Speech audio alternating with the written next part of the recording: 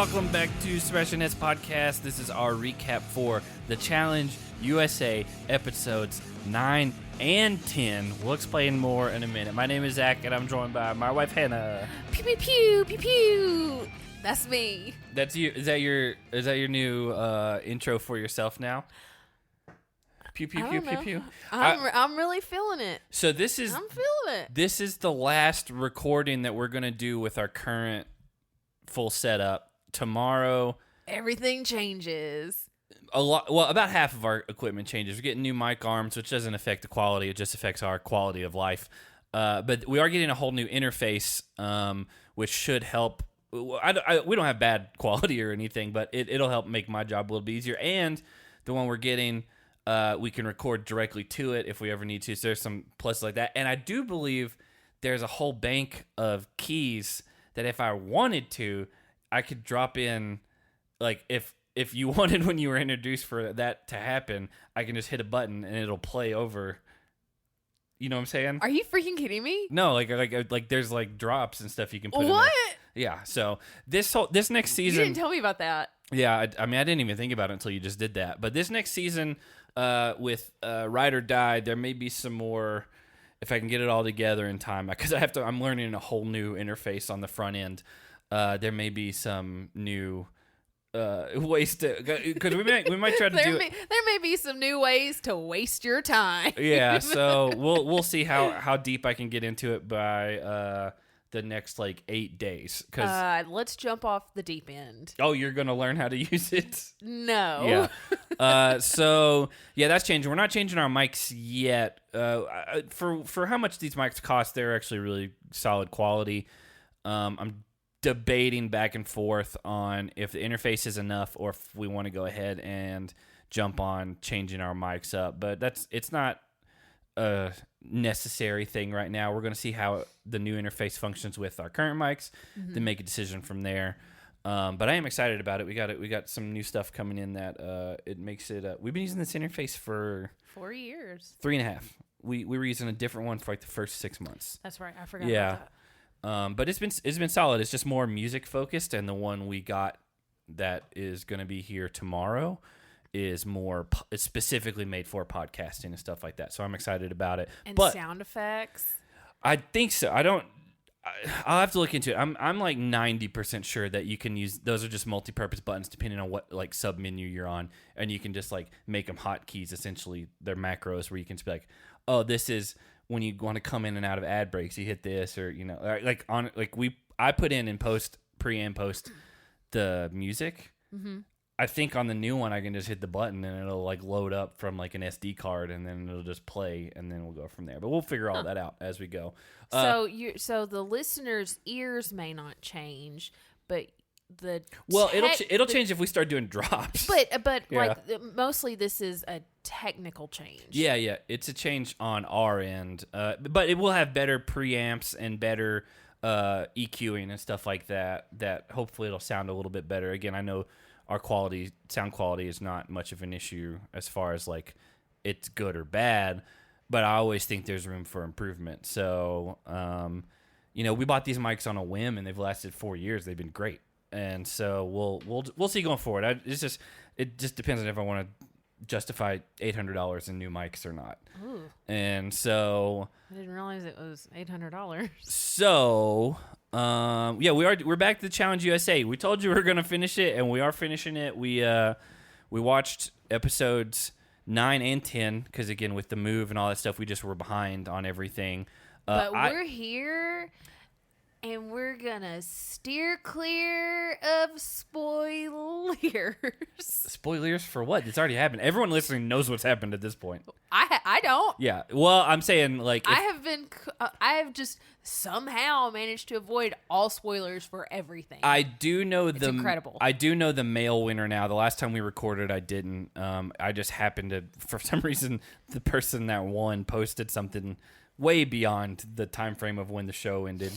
But anyway, I do know the male winner, but I'm not going to let that affect me going forward because we watched 9 and 10, and then 11 and 12. They're technically 2 episodes, but they're together on Paramount Plus as 1 episode, so we're going to watch them all as one thing. So we're doing 2 episodes back-to-back here, and then the last finale thing all as one episode. We'll do that this weekend because it's Tuesday currently. So we'll have 2 pod recaps over the course of 4 episodes. Technically, yes. Yes. But according to Paramount Plus, over 2 normal size episodes and 1 super long episode. So we're doing that, and we'll have the other one up this weekend, and then next Wednesday, a week from tomorrow. Happy birthday! It's your early birthday present. Well, that's next Thursday. It's my birthday. Yeah. Okay. Well, next Wednesday is when the new season premieres, and we haven't really discussed this, but What? I believe we will be back to night of recording as much as possible this season. It shouldn't be much of an issue. Yeah, I think we talked about it the other day. Yeah, I didn't know if we ever came to full agreement one way or the other. But I thought we did. That's one thing we are excited about. For the last handful of seasons, we haven't been able to do that just for scheduling reasons or things like that. But as of right now, we will be watching and recording night of, which means we will be able to tweet along with what's happening. Hopefully, we'll be able to maybe get on Instagram Live before we jump over. We used to do stuff like that a lot, but then the recording kind of came a little bit convoluted as far as trying to schedule everything together. So we're excited about that. I am excited for the new season. It's a season that we've been trying to pitch for we years. We have pitched it. And also, a handful of people have reached out since we recorded the cast breakdown and clarified some things for us. Which is what I assumed. Jordyn and Anissa were not supposed to be partners at all. And, that seems correct. I believe he was supposed to be with Naya, and she had something where she had to be pulled out of casting. Naya? Yeah. Okay. And then Anissa, I don't remember, but basically they just paired them together as kind of like an amalgamation of like, they're both names people know, put them together. Yeah. Because I was like, that's a weird one, that combination. So there's some things with that, but this isn't about Ride or Die. We'll get into that next Wednesday. This is the Challenge USA 9 and 10, or as we should probably let it be known, the episodes that fully made me realize how annoying Sarah is. Yeah, you said that over the course of us watching these 2 episodes. You said, I think more than once, like, she's really annoying. Yeah, I mean, we had some glimpses of that, but on Survivor, I didn't get that at all when we watched that season. She was fine on Survivor. I think she was a little naive. Yeah. But this is like a totally different Sarah. Yeah. Shout out to the Garrett guy from that same Survivor season who's involved in like a big poker scandal right now. Nice. He got played on a big poker hand and lost like $270,000, and he's accusing the woman of cheating. And I don't know if she was cheating because I've watched the video and I've read the article, and I believe more than anything she just made a really bad call and it just worked out in her favor. Yeah. And he was really mad about it. And because I didn't even realize it was him at first, because he was one of the guys on the, I believe, beauty team. He was a guy who got sent home right away, like day 2 or 3. Okay. And I didn't even realize it was him. I just was watching. I was like, what is this big poker scandal? And I was like, why does this guy look so familiar? Yeah. And someone in the comments was like, wasn't this guy on Survivor? And I was like, oh, the one season of Survivor we all watched together. This is where he's from. What are the odds? Yeah, he's a professional poker player now. So well, good for him. Shout out to maybe except not he so lost good if $270,000. he lost $250,000. I would be sick about that. Well, I had to get a drink. Sorry. You ready to jump into? Let's make a splash. Okay. Speaking of which, opens up on not a night out, but a day out. On what? A boat. Where are boats? In water. I did write boat cruise because I believe this is the first time we've had that. They didn't really address it, but we both saw like people on the sides of like the canal running the streets with them and like waving at the cameras because they just saw something being filmed. I mean, why not? It's fun. This is where we get introduced to the Fab Five and Cachets. She said around this time that she's just got to live, laugh, love. Didn't catch that at all. Yeah. I mean, sometimes it do be like that. The Fab Five, wasn't that initially started? I was going to say that was Queer Eye, but I believe it went back to the University of Michigan before that. Yeah. the Fab Five was like Jalen Rose and Chris Webber and them. But aren't the Queer Eye guys called the Fab Five as well? Or am I getting that confused with something else? Yeah. Well, on the original one back in like the early 2000s, and I believe even on the new one, yeah, Fab Five Queer Eye. So that's what I was thinking of initially. Like they just ripped off Queer Eye. Well, but it's like already been a very like iconic nickname for two separate like groups from two separate. I don't know. I was just like, get your own thing going. Yeah, because I mean, they ain't no lavender ladies. That's for sure. That's true. Shout out to Shane.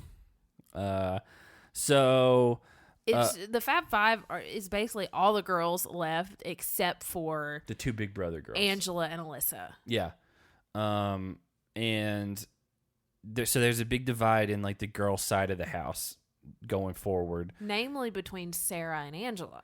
Yeah, Sarah's definitely threatened by Angela. Yeah, I mean, we get early on Ben in a confessional saying he still trusts Sarah, but doesn't really trust what she's doing, which is that not an oxymoron?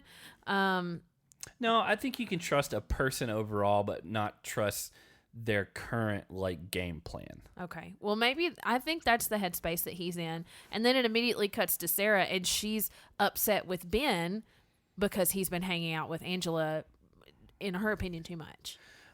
There's like 12 people in the whole house. Like, you're going to hang out with. Yeah. I mean, we see later on Ben and Tyson are hanging out, like, just by themselves. Yeah. And when it gets to this far in the show, in the game, when most of the other people have been sent home, there's not really anybody left to hang out with. Yeah, I mean, you can be friendly with someone and still like want to send them home. Yeah. So yeah, there's a big divide in the girls. We find out that Danny needs money because he's not qualified yet, and he's willing to take whatever risk possible. He literally said he wants to go balls to the wall. Did he say that? He did. Did he say, my wife Kiki told me to go balls to the wall? No, but he did say he wanted to go balls to the wall. Well, you know, they put that in there, and I was like, that's going to come into play probably. And then we get to the daily. It's called Collect 4, because probably Connect 4 is trademarked. Do you think? Yeah, I mean, it's the name of a board game. Yeah, but I mean, I didn't know if you can you not say that on TV? I don't think you can't. I just think that if it's a trademark thing, there's a potential for like lawsuits, because you don't own the right to that term. Okay. Okay. This is like a major endurance challenge. Yeah. This is like when TJ explained what was going on, and I started watch them start doing it. I don't know how they did it. I don't know how they did it. It's a lot of running back and forth up a stadium through all those 60,000 chairs. Yeah, I wonder how spread out that was. Like he said, it's in all 60,000, but like if that was the case, these people wouldn't be like passing each other that much if they really spread them out. But maybe they did. I don't know, because it seemed like everyone was going through like the same like tunnels, like essentially the same stairwells. Yeah. Because as we see in a minute, Sarah's gonna make sure every single person knows that they're coming after her. She's not making any sense from the very beginning. Yeah. Well, before we get to that, everyone has a different color going into this thing, and we find out that Danny's dad was named Blue after some specific car that we don't know what it is. That was his name, but also his favorite color, and also he had a blue car. Okay. I wish he would have told us what kind of car. Yeah. Like, was it a really cool car, or was it just a Chrysler Windstar minivan? Yeah. Well, I don't know, but his dad's named it Blue. I'm sure when that song came out in the late 90s by Eiffel 65. What song is that? I'm Blue. Are you allowed to sing that on here? I'm not going to sing it on here. Why? Because I don't want to. Jake would sing it on here. Okay. I don't know what song it is. You don't know what song? I'm Blue, Dabba-dee Dabba-die, that song? You don't know? Oh, yeah, I do. Never mind. That took way too long to get into. So, Angela and Alyssa decide they're just going to team up and try to knock Sarah out because it's a girls' elimination day. And so if you lose, then it go straight to elimination. doesn't matter. Yeah, you're going straight to elimination. So they just basically go after her. And this is when I wrote for the first time. I was like, Sarah's getting really annoying because they did a montage of her talking to every single other person there. I can't tell you how many notes on this daily. Like my entire phone screen, this entire screen is just notes on Sarah from this daily. I have that one line, and then I have one other thing. And so my notes from the daily were there's only things I wrote from the daily. Danny's dad was blue and Car. I knew what I meant. Angela and Alyssa go after Sarah. Okay. Sarah's getting annoying. She says people don't understand. They just don't care. Yeah. And that was all I wrote. Because she was like, they're not understanding. They got to go after them. And I was like, damn, they get it. They just don't care to help you right now. Okay. Let me get through my notes because I was so. That's literally all I wrote. It was driving me up the wall. Like I just couldn't. Angela and Alyssa place their first tokens on Sarah's board to start blacking her out to go straight to elimination. Sarah gets mad and stops every single person she passes to complain and tell them to put their tokens on Angela's board. And from what we saw, a lot of it, she was just standing in the stands, not getting stuff. I get there. Yeah. Her confessional literally said they should let her have the opportunity to win so she can get the money and then volunteer to go into elimination. Which doesn't...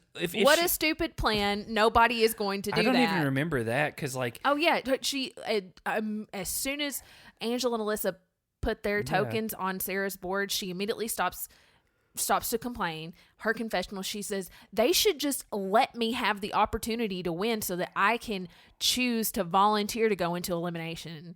So she wanted to win, which is you would be safe from elimination, and she would have the money she needs to go to the final. And she was saying, I would still...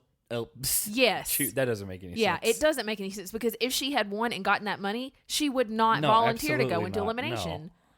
What a stupid plan. Nobody's going to do that. Everyone tells Sarah, okay, and then puts their own tokens on their own board. Sarah literally stops running to yell at everyone to use their tokens on Angela's board and is almost relying on everyone there to go after Angela instead of doing her own work. This is at the point where she's standing in the bleachers just barking orders at everybody she sees. She's not doing anything. From what we saw, She's just standing there yelling at everybody else. Sarah is complaining that nobody understands, but they don't care. It's an individual game, sis. You got to secure your stuff before helping. Did you say sis? Yes. Okay. You got to secure your stuff first before helping other people. So even the other girls in the quote unquote Fab Five, she's yelling at them to go. Except Kayla. Kayla did help. Except for Kayla, but she's yelling at them like Desi. She's like, oh, you have to put your token on Angela's board because she's trying to black me out. And Desi's like, okay. And then Desi puts Desi's token on Desi's board. Yeah, that's because at the end of the day, Desi said it in a confessional. This is an individual game. Also, you have to look $5,000. You have to look after yourself before you start working for other people, especially if Sarah's just going to stand there yelling at other people. It's a $5,000 guarantee if you win the thing that you're going to get that money as long as you finish the final. So why would you not want to be like, oh yeah, even if you're like going in the final, maybe I'm scared of not beating Angel or whatever, you're still banking all this money. And I think from what I can gather, as long as you finish, you still get all that money in your bank account. So you're like, yeah, why would I not pad that by another $5,000? Yeah. $5,000 is $5,000. Yeah. Angela and Alyssa finally black out Sarah's board. Yeah, mathematically it was impossible for her to get 4 in a row, and so they just TJ DQ'd her. And then you had Danny win it for the guys. Which good for him. Again, elite athlete. Like he legitimately is an NFL player that was like, I believe he was a corner or safety, and those guys, to me, one of the hardest positions to cover because you're just thinking you're covering wide receivers most of the time. And those guys are the fastest and most agile like players on the field. And a lot of them are tall. And you're having a lot of times run backwards with them as they're trying to outmaneuver you. Like it's so hard. Like corners in the NFL are like they get burned a lot, but it's because it's an insanely hard job. So Sarah's in last. Danny and Desi both win. Which honestly, they're two of my favorite people on the show. Yeah, I love Danny. Yeah. I'm such a Danny fan. Yeah, I like Danny a lot. I told you, I was like, I think Desi might be one of the prettiest people that's been on the challenge as a whole. And then I reminded you that she is a beauty queen. And I forgot that, and I was like, oh yeah, that does make sense. I liked, as soon as Danny won, he got so excited because TJ was like congratulating him, telling him he did a good job, and he was so excited that his wife Kiki would see that TJ spoke directly to him. Yeah, because they're fans of him. She's a big TJ fan. Yeah. Sarah loses and immediately acts like she's just going to get her choice whoever she wants. Well, she's found out she's in last place, and that's straight to elimination. And I can't remember like if TJ asked her how she felt or she was just like smiling or whatever. Like she was not upset about it. And then she tells TJ that she's excited because Desi has her back. Well, she said something from what I remember along the lines of like, oh yeah, I'm just going to get to pick whoever I want. And I was like, Danny's got as much of a say in this as anybody. Well, Danny says in a confessional immediately after, he thinks it's funny that Sarah thinks everything will automatically go her way because she lost. Yeah. Like she's legitimately like on like a delusional level at this point. Like, and there's some entitlement there. And I believe she did win Survivor once. She might not have. I know that Tony beat her 2 different seasons. Like, that's just rubbing salt in the wound. Yeah, but like even if you did win Survivor, which I'm not 100% sure if she did or not, like I don't get why she's acting like she is like again, she's the only girl on the cast at this point that is not qualified. Yeah.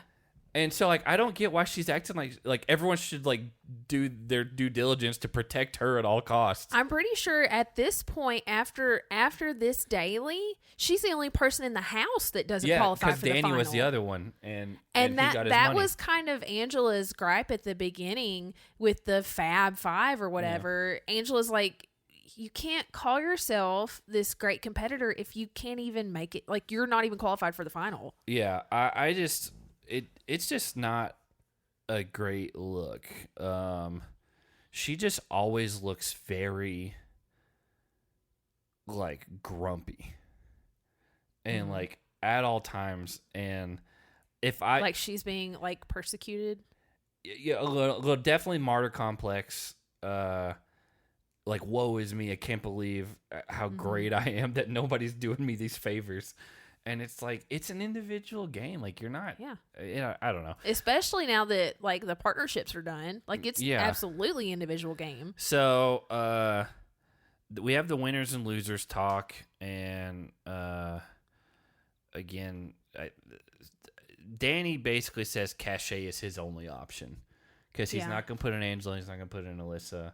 Well, they did the tradition of asking the loser who they would prefer to go against. Yeah. And she told Danny and Desi that she wants to go big and that it's not about the money. But then she walked that down and like... Yeah. I mean, she said she was confident she would be Angela or Alyssa. But she would rather have Alyssa. Yeah. Right. But Danny threw in Cachet's name because one, he's like... In his confessional, he's like, Sarah, I'm doing you a favor because you can beat Cachet. True. You want to go against someone that you know for a fact that you're going to beat. Yeah, and also it protects his alliance, so there's no bad blood there. It's a win-win situation for Danny. It's not for Desi, but at the end of the day, like even though Cachet is in your like Fab Five group, she's like the odd one out as far as like out of everyone left in that group, she would be the one that I'd say, oh, she's going to come in last if they all make the final. Mm-hmm. Just because Love Island has not panned out well on this. She was, and you know what? To her credit, she outlasted everybody else. And what about Justine? Justine's still here. You're right. Yeah. Justine's done really well. Justine's done, but Cachet, to me, I thought Cachet, especially early on when she just was like, couldn't do the swimming stuff and was just like not very competitive. I was like, oh, she's not going to be here very long. Mm-hmm. She lasted a lot longer than I expected. But we have the Cachet as the only option. And then Danny lets the cat out of the bag as far as basically telling Desi that there's this big like alliance and she just has been left out of it because they didn't know where she stood. And so that causes kind of a chain reaction. But we get to the night out this time, not on a boat. And I was just like, man, Sarah sucks. And it's just like she was talking with, I think, Alyssa. Okay. It was Alyssa. Maybe it was before Alyssa. Sarah sits down with Desi, Cache, and Kayla. I think that was after, but maybe I'm wrong. She tells them that Danny needs to understand it's only going to be Angela or Alyssa, and he's going to have to pick from that. Yeah, good one. And I put all caps, girl, you don't get to make those decisions when you're the one who lost and he's the power partner. It's the other way around. I believe this is the first time that I can recall that you've been so worked up over someone that you've called them sis and girl in the same episode. She had me tore up from the floor up this episode. I mean, yeah, she met with Alyssa, and I don't even remember what it wasn't. They didn't really say anything. Like Alyssa's just like, it's nothing personal or whatever, and then she walks off, and Sarah flips her off. Well, she like goes like to the camera, and it's like you're acting like you're 4. Like that's what like our nephew would do if he was annoyed with someone, and I was just like, that's really strange. It's like you're like 35, something like that.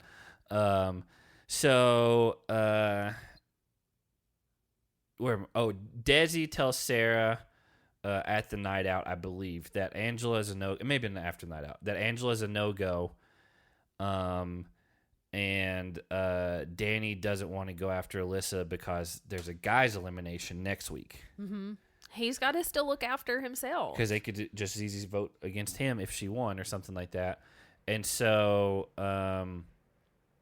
we get a glimpse of something that I don't think we've seen this whole season, where we get a confessional because we see all these different people talking and like going over like, hey, what should we do? And Danny in his confessional is like, hey, we're an hour out from the elimination and I have no idea what we're doing. And then it's like him and Tyson, I believe, sitting down. Him and somebody were sitting down talking. Ben and Tyson are sitting outside at the fire pit, and Danny walks by. Yeah. And one of them, I think Ben is like, Danny, you good? And he goes, no. Yeah.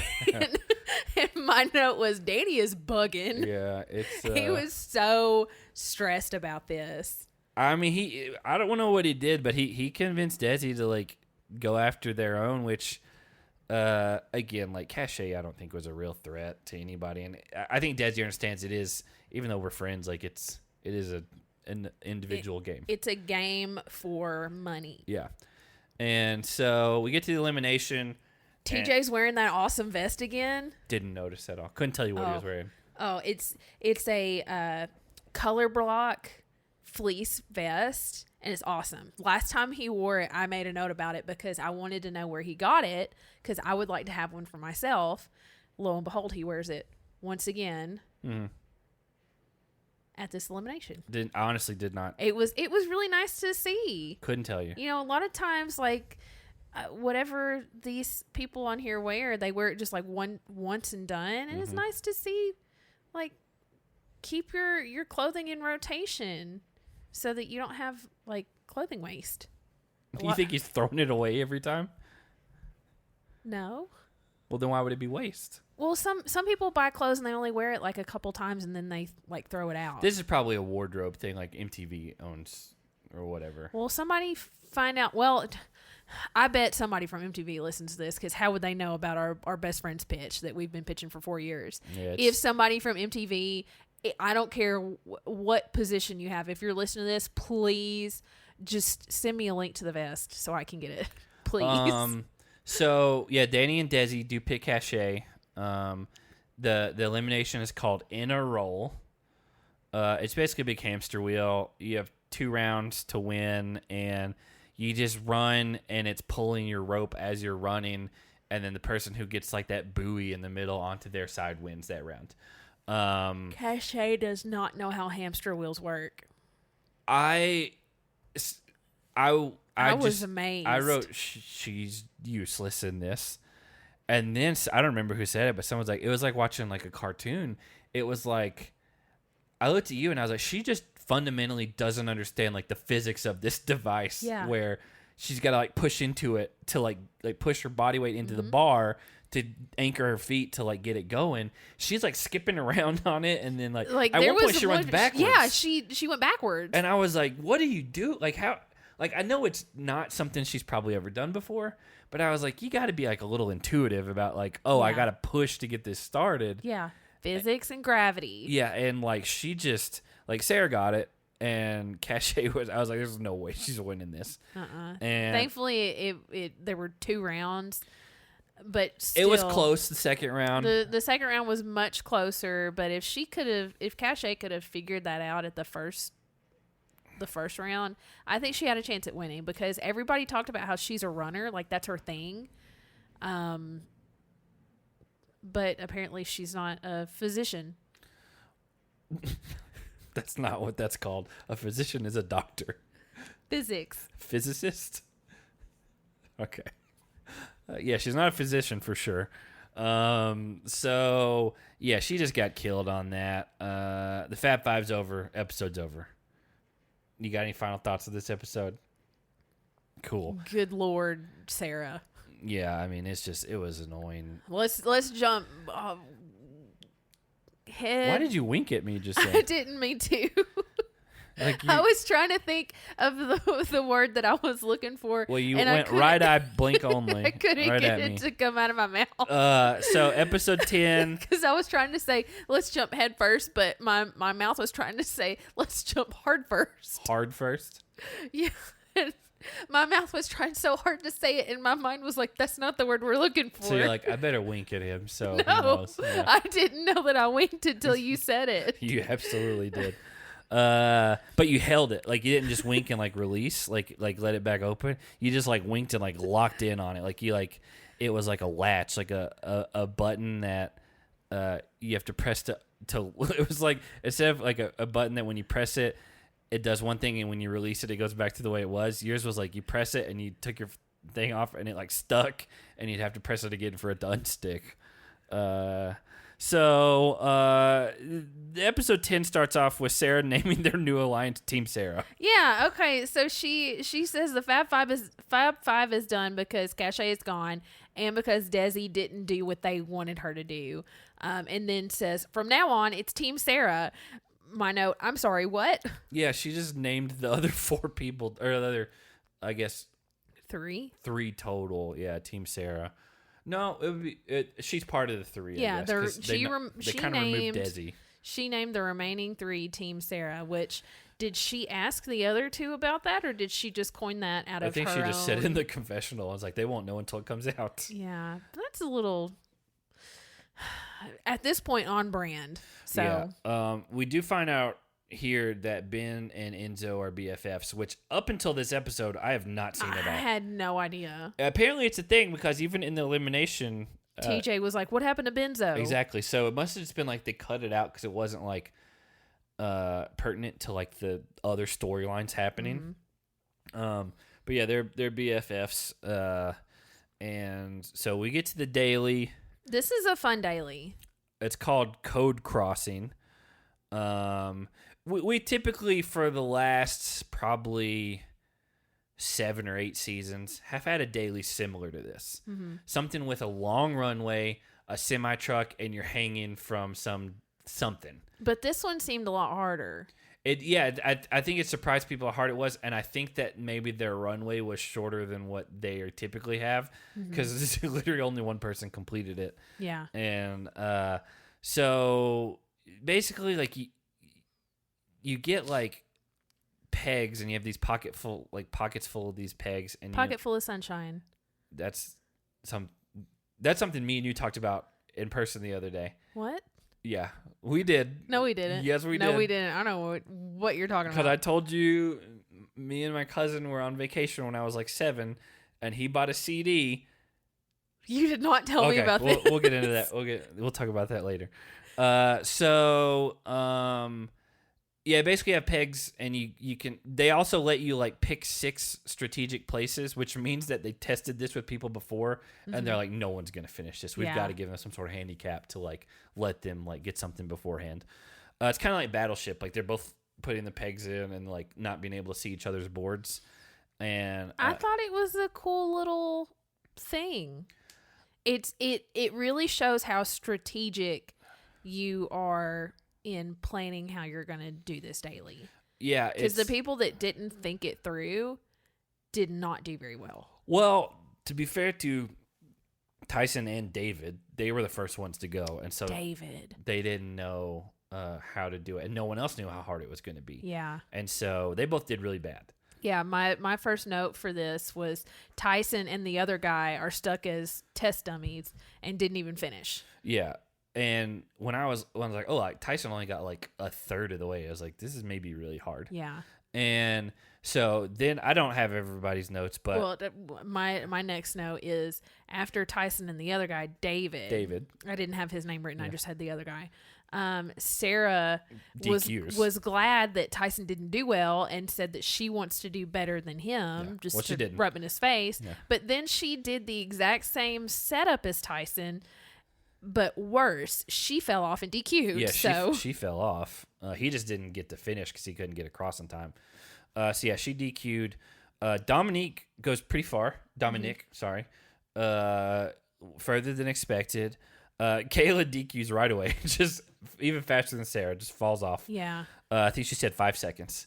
And then she just cheered for whoever was on the other side, was it Justine? I don't remember who it was. I can't remember. So Ben went really far. He came really, really close to finishing. Yeah. And Angela is the only one that did finish, although Desi was on the other side of her, and she went further than anyone else up until that point, and she's just going against Angela. Angela was the one and only person to finish the daily. Yeah. Desi got super close, too, so she deserves credit. Yeah. I think if the runway was just a couple yards longer, I think she could have made it. And a couple of yards? Uh-huh. In like 9 feet. She was that close. She was close. I mean, she definitely did better than, most everyone else. Angela and Ben are the winners, obviously. Angela, of course, and then Ben was the one that went the furthest. Even though Tyson did bad, he was worried about it. David was the one that did the worst. Mm-hmm. We knew it was someone from that first round. So David is in last place. He knows he's going into elimination. We get to that winner and losers talk. Let me just say. Okay. David was the total opposite demeanor and mindset of Sarah last week. Like, he came into this very calm and told Angela and Ben, he was like, I really like all the guys in the house, but it's ultimately a decision up to you guys. Because they were trying to get him to say who he felt comfortable going against, and he said he could beat any. He said I'll beat anyone. He didn't say, hey, I'm picking 2 names and you have to choose from them. He was like, it's your decision because you won, so it's ultimately up to you. Yeah. He did say he thinks he'll beat anyone, and he said he wants either Dominic or Tyson. Mm-hmm. Because if it's something physical, he thinks he can beat Tyson, which I don't disagree with. If it was something like Hall Brawl, like that's the one area we've not seen Tyson in. Yeah. And David is a lot younger than Tyson and stockier for sure. The only thing, I think we've maybe seen it in some kind of fashion before where the guy that you think is just going to get just leveled outmaneuvers and maybe goes for the knees, kind of ducks under. Well, are you specifically talking about Hall Brawl? Yes. Oh, no, I was just saying just something physical in general. Because Tyson is very long and lanky. He doesn't have a lot of muscle to him as far as like bulk. But he's quick, isn't he?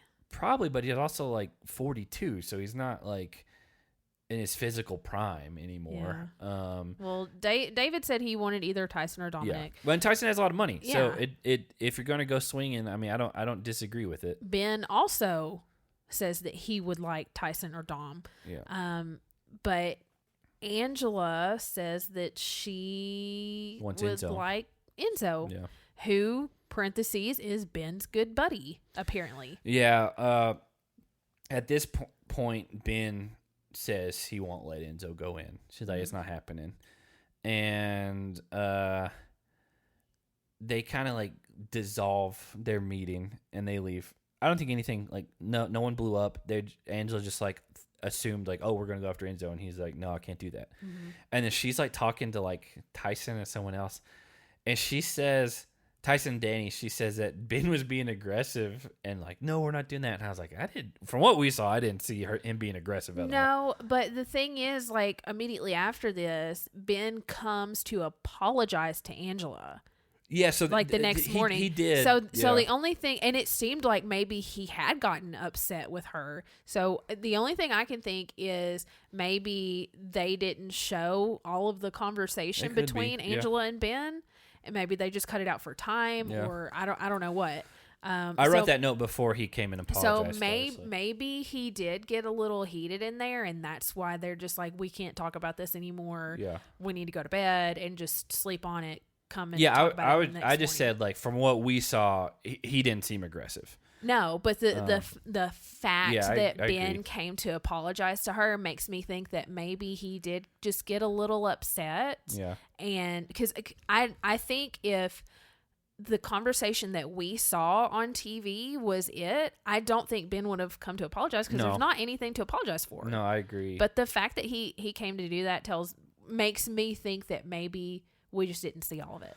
Well, he sleeps on it. And he comes to her, and when he apologizes, and he said he's changed his mind that Enzo, even though he's a great guy, and she's like, okay, do you want me to go tell him? And he's like, no. He's like, let me tell him. But Angela tells David that Enzo is the pick, and David gets real upset. Yeah. Because apparently David and Enzo are big brother. They're both big brother. Yeah. And so they're close. They're really good. Yeah, they're one of the non-survivor guys left. I think they're the only non-survivor guys left at this point. And so yeah, he's upset about that. He starts blowing up, and Angela's like, why is this becoming a thing? And I think she's downplaying a little bit. Like, she was acting like there's not going to be any resistance to this decision at all. And I was like, when you get to this point in any season, there's going to be like people that have made friendships or get their feelings hurt because they're so close to the money. And I was like, none of these are like flippant, like, oh, who cares? Yeah. I think Angela has what you call a waffle brain. What most men have a waffle brain, where you can compartmentalize your emotions and your thoughts and stuff. And so it came across as Angela having a little bit of a waffle brain here, where she's able to strictly look at the facts, the numbers, statistics of the game and how this can play out. And she has compartmentalized the sympathetic emotional side of her brain because she sees David upset about this, and she's like, this is the decision. Why are you upset? Yeah. It was just very almost robotic in a way. I get to an extent that that's the only other Big Brother guy, and Angela and Alyssa are both Big Brother players as well. Mm-hmm. I think he thought that they would like do whatever, but it's at this point, like the Big Brother alliance is not really a thing anymore. So Ben goes and tells Enzo while he's steaming his clothes, and he's real pissed about it. And Ben had to run to Enzo before David got to him because David was upset, and Angela told him, she's like, can you just keep this to yourself for right now and not tell him? And David did not respond. Yeah. And so Ben was worried that David was going to go tell Enzo before they could get to him. Yeah, for sure. And he tells him he's real upset about it, and he comes to Angela and pulls her side and is saying like how this sucks, and he's gone, and this is gonna be his third time or whatever. And then he starts. He says the rich get richer, pointing at Tyson. Yeah. And then he said something about he looks like Jesus. No, he said, you got Jesus Christ over there. Yeah, but like it was funny. But then I believe when the elimination happens, when they're walking to the elimination, he calls him like a bird or something like that. Yes, he did call him a bird. He didn't say it was Tyson, but he's like the one that looks like a bird or something along those lines. And so we go to the elimination. It's called Balls In, and this is a classic one. I like this elimination. I love this elimination. Ben came dressed like a 1920s newspaper editor. Ben's outfit to me. Okay, the jeans and the boots don't match the torso. To me, Ben is a guy that we would have seen a lot of, like, in Tennessee. Yes. He's a guy who, like, we would have seen at, like, Walmart or, like, a banquet or, like, church or something like that, where they're like, oh, I'm not saying that you have to dress up as Walmart, but just saying, like, you see these guys around, and if they were like, oh, I need to dress up and look nice, I'll wear a vest and a tie, and I don't even remember what kind of hat he was wearing, but I'm sure he was wearing one. It was one of the Enzo hats. CT wears one sometimes, and I hate it. So, I hate those hats. So, like, Kangol hats. I hate them so much. To me, I was like, oh, Ben dresses how a random guy that's like a blue collar, hardworking guy in Tennessee would be like, oh, I need to dress up. This is what I'll do. And I was like, there's nothing wrong with it. I was like, it's a very specific look. Yes. Like, oh, your buddy's getting married. This is what you're wearing. It also looks like you could play like bass in like the Dropkick Murphys because they kind of dress like that.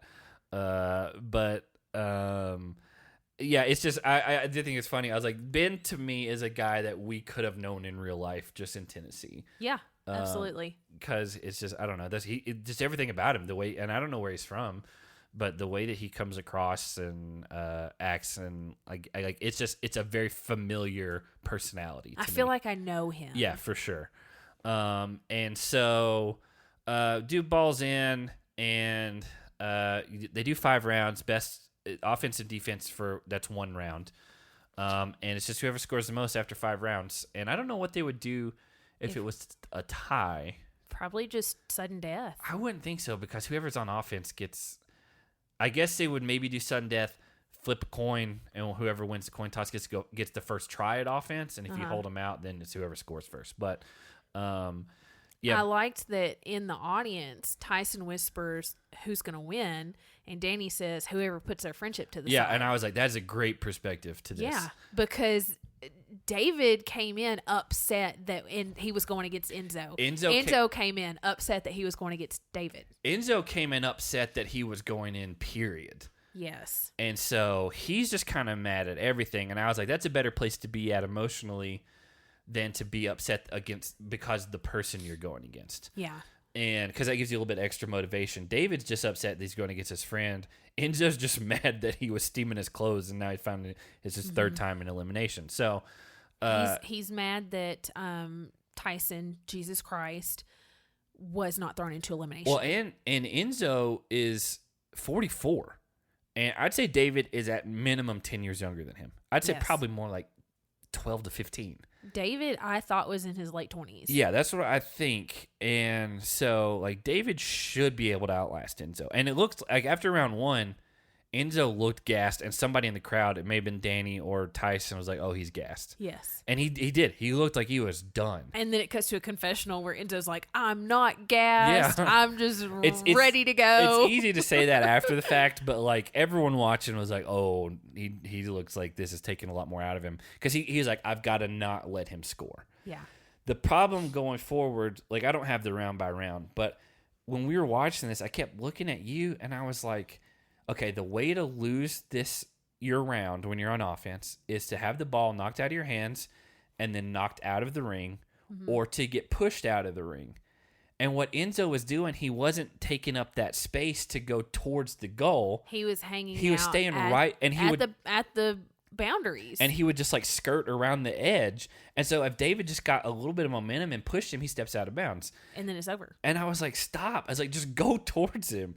I was like, you're as big as he is, you're bigger than he is. And I was like, just take up that space, get into his body, and then that way you can just wrestle with him, and maybe you'll get close to the goal. And because Enzo probably lost 3 rounds doing that. Round 4, David had the only point until Enzo lost the ball, which TJ specified the ball was still live. He didn't lose it. Enzo shot it. He lost it from his hands. Yeah.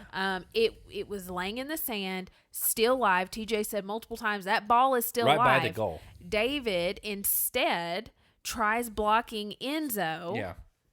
when he should have been running to the ball to throw it out of bounds. I think at that point, David was gassed and your brain's not fully working, and it's kind of a new scenario because the ball hasn't been like that. Yeah. And what happened was Enzo was gassed.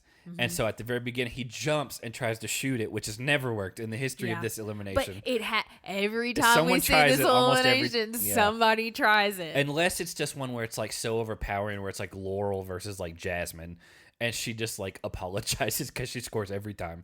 Yeah. Someone does try to shoot it, and Enzo tries it, and because you had just said, "Oh, I hope someone shoots it," and then he did. I know, it's great. I love it. It didn't work. But the ball's laying right by the goal. And then, David, like, face guards him. He, like, tries to block him out like he's going to hold him off of the arena, and that's going to DQ him. At that point, the ball's got to get knocked out. So Enzo just runs up, scores it, good to go. Gets the point. Then they're tied. Round 5. David starts the round by immediately... I mean, he didn't do anything. He picked up the ball and immediately threw a brick. But the difference is he just saw that strategy work for Enzo. But what happened was Enzo shot it and then hustled to the ball and then scored. David shoots it and then just kind of doesn't... Like, if you're going to shoot it like that, you have to shoot and then run at the same time. Like, run towards the goal so you're in proximity to where the ball's going to land. He kind of waits to see where it lands, and Enzo's closer, and he just knocks it out. Yeah. And it's like, that's not the way to do that. And so now they're tied, and Enzo's the last one to go. And with it being, you're always at an advantage if you're on offense at the last round. Well, they're both on offense at the last round, but you mean like the last turn? Yes. If it's tied, yes. Yeah. Yeah, if it's tied, for sure. And so, he just... I don't even remember how Enzo scored. I think he just, like, fought him and then got close enough and scored it. And... I was like, man, what a comeback by Enzo, because he looked like he was going to be like gassed and not. After the first round, I thought for sure he was done. I think what happened was he lost more energy than he expected early on. David thought he probably was going to win. Then David just completely depleted energy-wise. And then Enzo kind of regained some of his. And like, to me, from watching it, from what we saw, it looked like David was so tired that his brain wasn't sending the signals to the rest of his body of like what to do properly. And Enzo kind of looked like he's tired, but he could still like cognitively put stuff together. Like, oh, I got to go get this ball. Yeah. And so a huge win by Enzo. And then I have a quote from Danny, and I don't remember. I know. I don't remember what was said before. So Enzo wins and immediately yells to the house, "You scared? F you." Yeah, that's what it was. And Danny goes, "Haha, who's he talking to?" Yeah, he said, "Who he talking to?" And I was like, "Wait, what quote?" I was like, "What did he say before that?" And because I thought it was funny that Danny's like, and he's like, "Wait, who he talking to?" Yeah. And that's the last note I have. That was the last note I had. So. We're going into we'll have the finale coming this weekend, so we're looking forward to that. Again, I know one of the winners, but we're going forward. It seems there's going to be another girls' elimination before the final. It would be really funny if Sarah goes home right before, after all of this, after she finally gets qualified. Yeah. So for your superlatives for these 2 episodes together. Okay. Who smashed some heads? Enzo. Okay. With that elimination, I thought going into it, there's no way he would win. Yeah, I did too. And then especially after watching that first round, he looked done. I thought there was no way he'd even finish. Yeah. And then he came back and won. That's a good pick. I'm gonna give it to Danny because he knew he needed to win that daily because he wasn't qualified, and he wins it. And then he somehow convinces Desi to go with his pick for the elimination. I don't know how he did it. He's in good standings, and then he's just at the end of this episode, Enzo says "F you," and he's like, "Wait, who are you talking to?" Yeah. So who got their head smashed? Sarah, both episodes, the whole time. I want to give it to Sarah for sure. She smashed her own head. Both episodes. I don't have a specific reason why, but I'm going to give it to Sarah just because she really did annoy me a lot. And I know because I tried to stay out of our Slack group, again, patreon.com/smashinitspodcast, which we'll get to that in a minute. I did see some people in there when this was airing live. They were like, Sarah really is annoying me. And I was like, well, I wonder what she does. And I was like, oh, I get it now. Yeah. I definitely get it. And so, yeah, I'll give that to her because I do think David could be one to be picked because, again, he just gassed out. I think Cachet not understanding how to start the wheel could be. But I'm gonna roll with Sarah as well just because she really has gotten on my nerves a whole lot. So, reading recommendations. I'll go first on this one. Oh, you will? Yeah, I will. I gotta be honest. I haven't read much at all in the last couple weeks. Well, most of our books are in boxes. Exactly, and so I am going to suggest something that I alluded to in an earlier episode, but didn't officially suggest. I am picking Shirtless Bear Fighter, which is a comic series from, I believe, 2017 or 2018. It's a 5-issue run. It's just ridiculous. It's about a guy who doesn't wear a shirt and he fights bears, and the bears are trying to take over the world. And it's as tongue-in-cheek and dumb fun as you would expect it to be.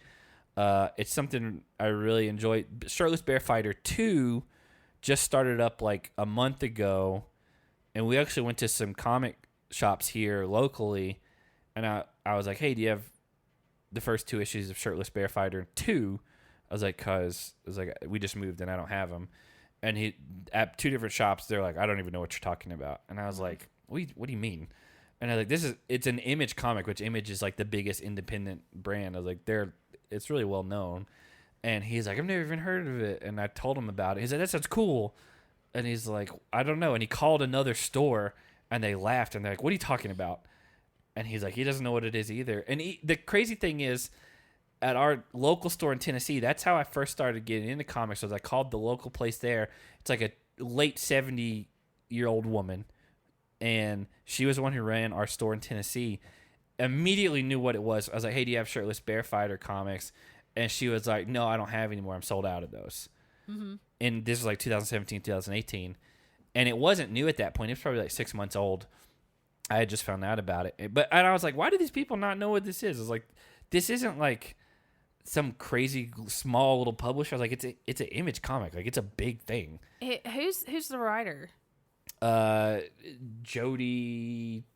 I forgot their I didn't names. know if it was a big name. It's the guy. One of the guys went on to write The Weatherman, which has been another really successful Image comic. Successful? I recommended The Weatherman earlier on because I do think it's a better overall structure. It's the one where all these people are living on Mars, and they're memorializing this big extinction thing on Earth, and it turns out this one guy did it and he didn't know it, and they're coming after him. And so it's I think it's Jody Layup, and I don't remember. I don't want to get the names wrong, but if you Google Shirtless Bear Finder, you'll find it. Shirtless Bear Fighter, not Finder. Get your words right. They'll figure it out. So that's mine. What's yours?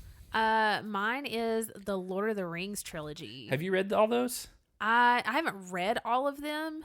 Have you read any of them? Yes. I was about to say, because these are reading recommendations. No, I've only read The Hobbit.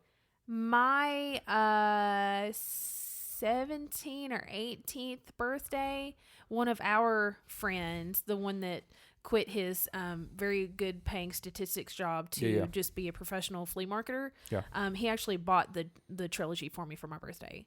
Did you? I read The Hobbit in high school, and then I never read any of the other ones. But in honor of Rings of Power just now being released, that's been a big thing people have been waiting for. Which is not canon. It's all post. It's all or it's all prequel. Yeah, it's a prequel, but it's not Tolkien's specific stuff. They've added a lot of stuff. It's not a book that Tolkien wrote. Yeah. It's just the source material. Source material. They've pulled as much information as they can because it is a prequel to The Hobbit. Yes, which is a prequel to Lord of the Rings. Exactly. Yeah. So it's Rings of Power is it's like how the rings came to be, and so like all the people that were around at that time, like way before the Lord of the Rings. It's using the universe and the like theories and stuff based on Tolkien to make a backstory that he didn't write. It's I saw again, they've had a handful of episodes. We haven't watched any of them because we don't have Amazon Prime right now, but we saw whatever the most recent episode was, like IGN gave it like a 10 out of 10. My I know it's been like a slow burn, but it's gotten a lot better. My dad and I talked about it. I didn't want to start the first episode. I want to wait until more have come out so I can kind of binge watch, because that's just what I like to do. So I'm waiting a couple weeks, but my dad has been watching it. He and I just are obsessed with the Lord of the Rings. We used to watch all 3 movies all the time. I'm telling you, all the time. So my dad watched the first episode or 2 episodes and kind of told me it's a little bit slow, a little disappointing. He was having a little bit of a hard time getting into it. And then after this past week's episode, he texted me out of the blue and he said, okay, I take everything back. It's incredible. This is amazing. I love it. You're going to love it. I think they had to just do a lot of world building on the first few, because you're like... You have to lay the foundation before you kind of jump into it. I mean, Amazon spent, I want to say, like $1 billion developing this. I believe it. I knew it was lots and lots and lots of millions. Yeah, I legitimately think it was $1 billion to get this going. I was like, this cannot be bad. Like, they can't fail at this. I believe I read that like Peter Jackson offered to like help give notes and stuff, and they're just like, no thanks. Really? Yeah. And so take that for what you want. But I haven't seen any of it, because again, like we said, we don't have Amazon Prime, but I have heard it's good. I will be getting Amazon Prime just to watch it, but again, I want to wait a few weeks so I can watch. Yeah, I want to wait till it's done, and we'll just watch it all. We did start last night. You've never seen. I've never. So we were talking. You had made a reference to Law and Order. No. We watched a John Oliver video. Last week tonight video about Dick Wolf, right? Well, just about Law and Order in general, the TV show. And I told you, I was like, Law and Order SVU, like, I really enjoy. And I was like, I get it's not like the way it happens in real life, but like that's one of my dad's like favorite shows. Like, his ringtone is like the Law and Order theme song. And then I told you I've never watched Law and Order, and I've never watched Law and Order SVU. I've never watched any of it. Yeah, and so I was like, well, there's 24 seasons on Hulu. Of SVU? Yeah. Okay. And I was like, I don't even know where to start. And I just kind of randomly, like, I was like, let's go. I don't want to go like the first couple of seasons, because a lot of times you're kind of finding your footing. And I knew that there were some characters that were on the first few seasons that weren't there, like when it really got rolling. So I was like, I wonder if season 6 is a good place. And I read about it. And then I started reading, and people, like, one of the main suggested episodes for like people to like, that's one of the better ones, was like season 6, episode 1. And because I figured like a season opener's got to be solid, because that's where they're really banking on. Because these aren't serialized for the most part. They're like just it's a 1 hour long mini movie essentially. It's like one case. The cases don't stretch over a whole season typically. And so yeah, I believe we watched 4 episodes last night. Yeah, the first one we watched was the one with baby Abigail Breslin. Yeah, and Leah Thompson. From Back to the Future fame. And Viola Davis as the defense attorney. Because I told you, I was like, every episode there's going to be someone you recognize. And because it's just how Law and Order works. They have people coming through, and a lot of times they go on to be way more famous than they were at the time. I mean, Leah Thompson's kind of different. Like, Robin Williams was like one of the guys on like episode 200. So they'll do it different every so often. But we watched that one, and then we watched the one with Phil the Future, who's a rapist, where he was. And then we watched the one. We're just watching in order. Season 6, episode 1, 2, 3, 4. And then we watched the one where the weird. No, we watched the one about the second episode was the one about the Chinese immigrants that were prostituted, and there was a lot of character actors that I was like, oh, I recognize them. Like, I don't know what they're from, but. And then we watched the one where the guy is like a copycat serial killer. Yeah. But it turned out that it was because his mom abused him. Well, so I don't know if she abused him.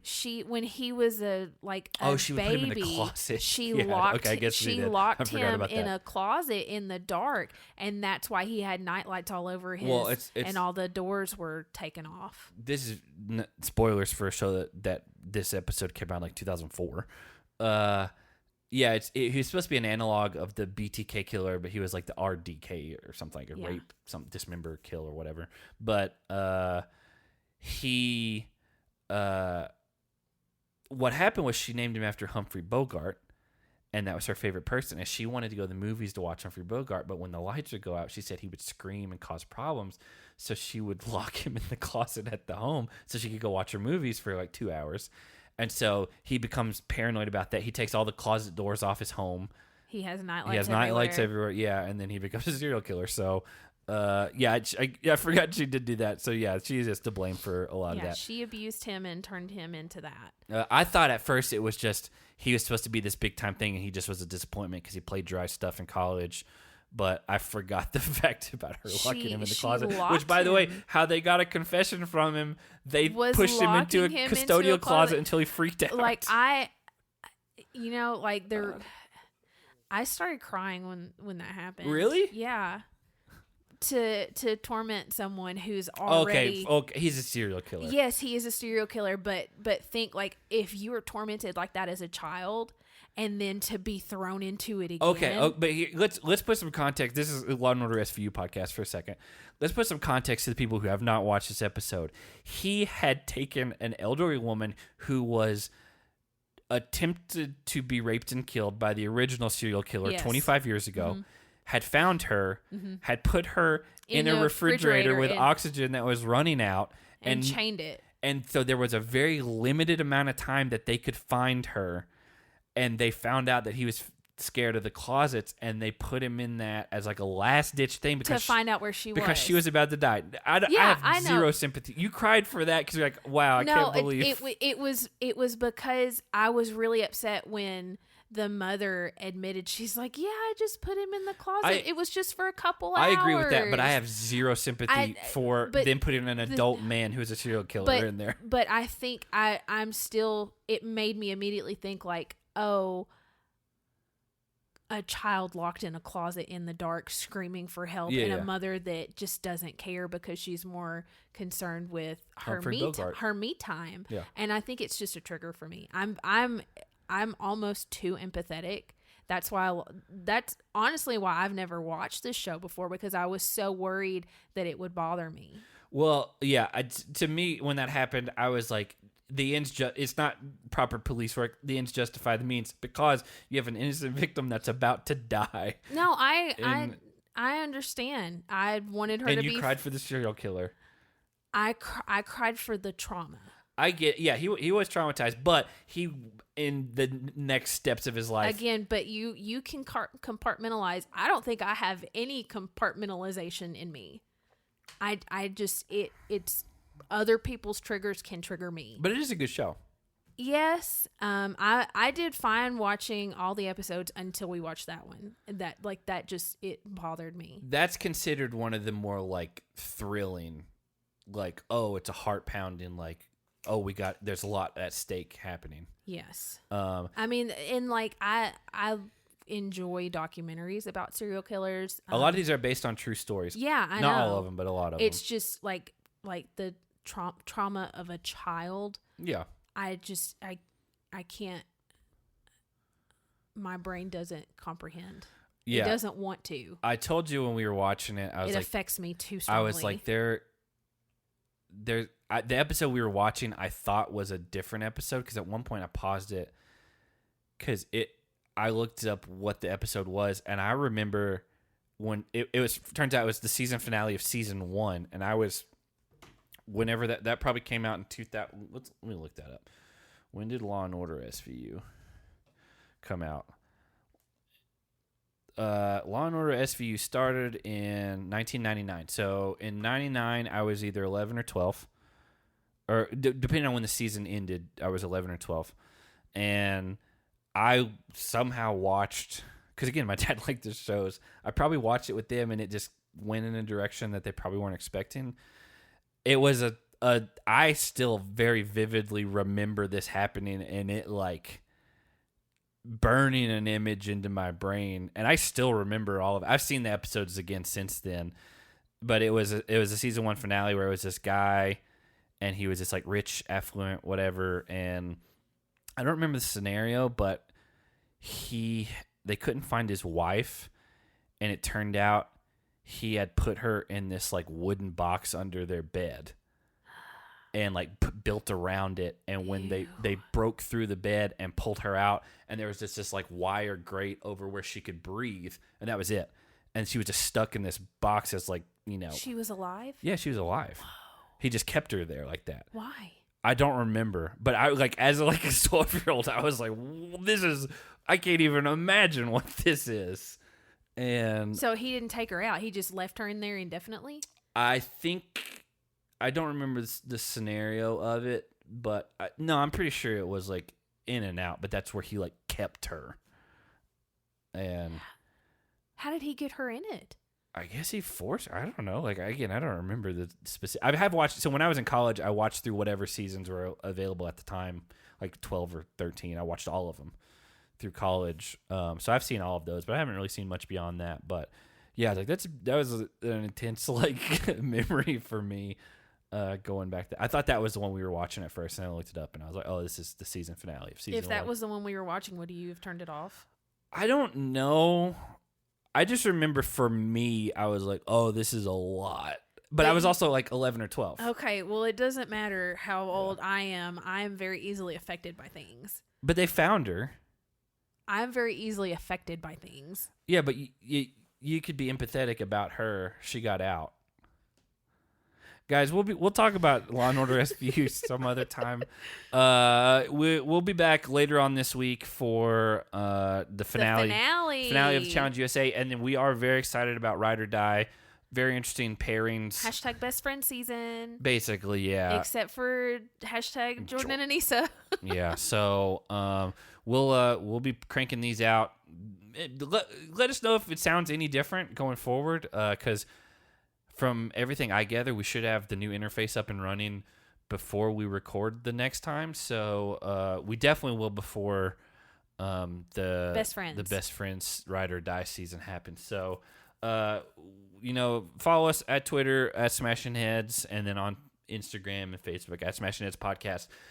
Again, getting all this stuff set up, getting back in a routine, getting back into recording night of, hoping to be a lot more active on social media and stuff like that going forward. So definitely follow us on there. And again, I try to get back with everyone who comments or messages or things like that, because a lot of you comment or message us, hey, here's why this happens, and I do appreciate every bit of those. So we're looking forward to this next season, and we will be back with you very soon. Okay. Stay cute. You forgot what it was.